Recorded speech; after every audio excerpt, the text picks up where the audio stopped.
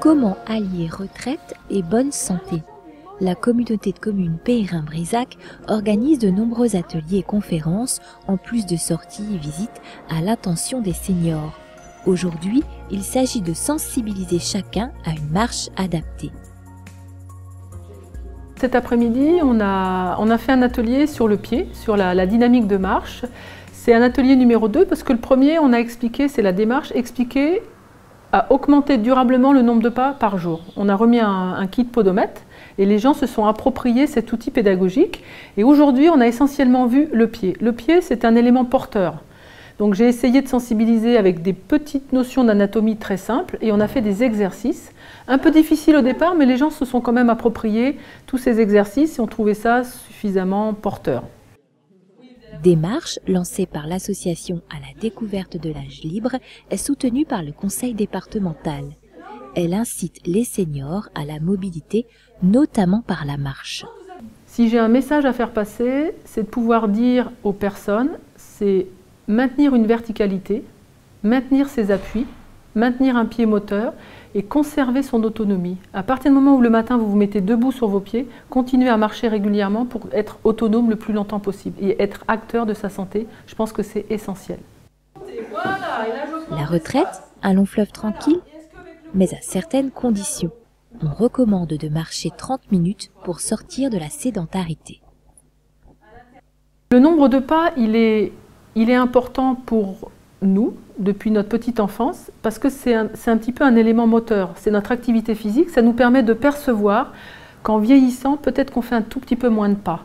Et le fait de porter ce podomètre à la ceinture nous permet de nous sensibiliser, de dire « oui, je peux faire tant de pas ». Aujourd'hui, on recommande de faire 30 minutes de marche par jour. 30 minutes de marche, c'est sortir de la sédentarité et ça permet de lutter contre toutes les pathologies de la sédentarité. Marcher, certes, mais avec un bon déroulé du pied afin de prévenir notamment l'ostéoporose. Donc là, on est sur le pied moteur et un pied moteur, c'est être en capacité d'attaquer le talon, de dérouler le pied, passer par la voûte externe et d'arriver jusqu'au gros orteil. Le gros orteil, il est essentiel parce qu'on a un petit capiton, comme un petit bonnet vasculaire qui nous permet ce retour veineux. Donc quand vous déroulez le pas, vous favorisez le retour veineux, vous luttez contre l'ostéoporose et de multiples pathologies. Le podomètre, petit compteur de pas, permet de pouvoir mesurer ses progrès et d'avoir un retour visuel en temps réel de son activité physique de tous les jours. Il motive. En tout premier, c'était pour voir combien de kilomètres je faisais avec mon chien chaque jour. Et puis, je me suis prise au jeu et j'ai posé le podomètre même chez moi en faisant les travaux ménagers ou en partant faire des commissions. Donc, j'étais étonnée que je faisais autant de kilomètres. Par contre, j'aurais aimé plus de calories dépensées, mais ça, c'est un petit problème. Et puis là, tous les exercices, en prenant de l'âge, on commence à être très ankylosé et on ne fait pas travailler certains muscles, certaines articulations. Donc, j'ai appris plein de choses et je vais partir avec un programme, mais je vais essayer de faire quelques-uns, mais peut-être pas les 10 par jour. Mais oui, je suis assez motivée pour bouger un peu plus. Sur le retour qu'on peut avoir, le podomètre, il a été apprécié.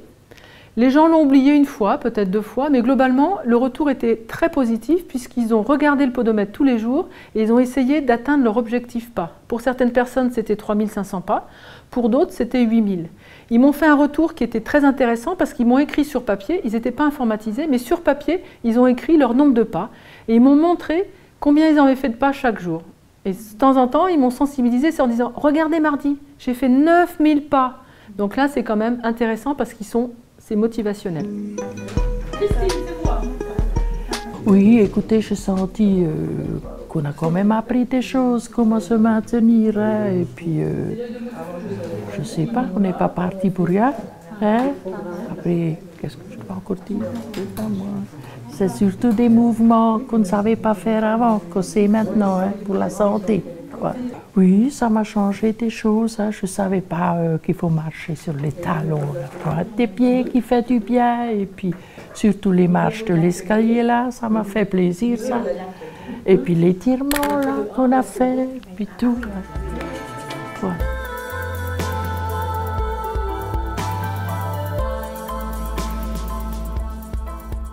Ainsi, afin de profiter au mieux de sa retraite et conserver sa mobilité, pensez à vous tenir bien vertical, maintenez vos appuis, pensez à votre pied moteur et surtout, marchez.